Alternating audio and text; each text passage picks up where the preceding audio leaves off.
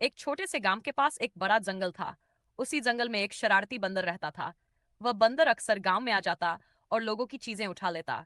कभी बच्चों के फल चुरा लेता, कभी किसी के घर से रोटी उठाकर भाग जाता। गांव वाले परेशान हो गए।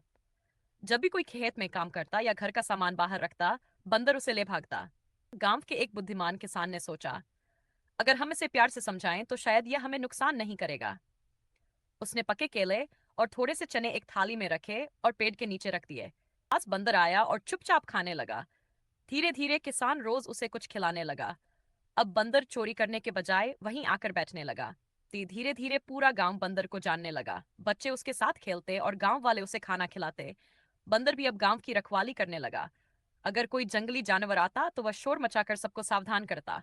गांव वालों ने समझ लिया कि गुस्से या सजा से समस्या हल नहीं होती, बल्कि प्यार और समझदारी से बड़ा बदलाव लाया जा सकता है।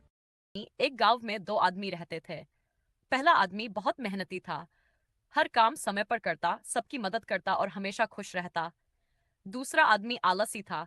दूसरों से ईर्ष्या करता और काम करने से बचता रहता। एक दिन गांव के पास से होकर एक साधु जा रहे थे। उन्होंने दोनों को एक एक बीज दिया और कहा, इसे बो, पानी दो और देखो इसमें क्या होता है। पहला आदमी बीज को अपने खेत में बोता है, रोज पानी देता है, धूप और छांव का ध्यान रखता है। कुछ महीनों में वहां एक बड़ा पेड़ उग जाता है जिस पर मीठे फल लगते हैं। गांव के लोग भी उसका फल खाते हैं और उसकी प्रशंसा करते हैं। दूसरा आदमी आलसी था।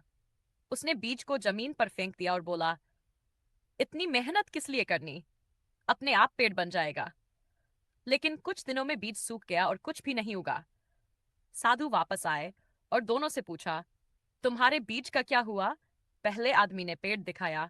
साधु मुस्कुराए और बोले, यह तुम्हारी मेहनत और धैर्य का फल है। दूसरे आदमी ने खाली हाथ दिखाया। साधु ने कहा, आलसी हमेशा खाली हाथ रहता है क्योंकि बिना मेहनत कोई फल नहीं मिलता। बहुत समय पहले एक हरे भरे जंगल के पास सुंदरपुर नाम का एक छोटा सा गांव था। गांव के चारों ओर खेत, तालाब और बाग बगीचे थे। लोग मेहनती, ईमानदार और मिलजुल कर रहने वाले थे। गांव के लोग गांव में किसान, चरवाहे, कुम्हार, लोहार और बुनकर रहते थे। सभी अपने अपने काम में निपुण थे। गांव का प्रधान बहुत न्यायप्रिय था और सबका ख्याल रखता था। एक साल गांव में बारिश बहुत कम हुई। खेत सूखने लगे, तालाब का पानी घट गया और पशुओं के लिए चारा कम पड़ गया। धीरे धीरे लोगों को चिंता होने लगी कि इस बार फसल नहीं होगी।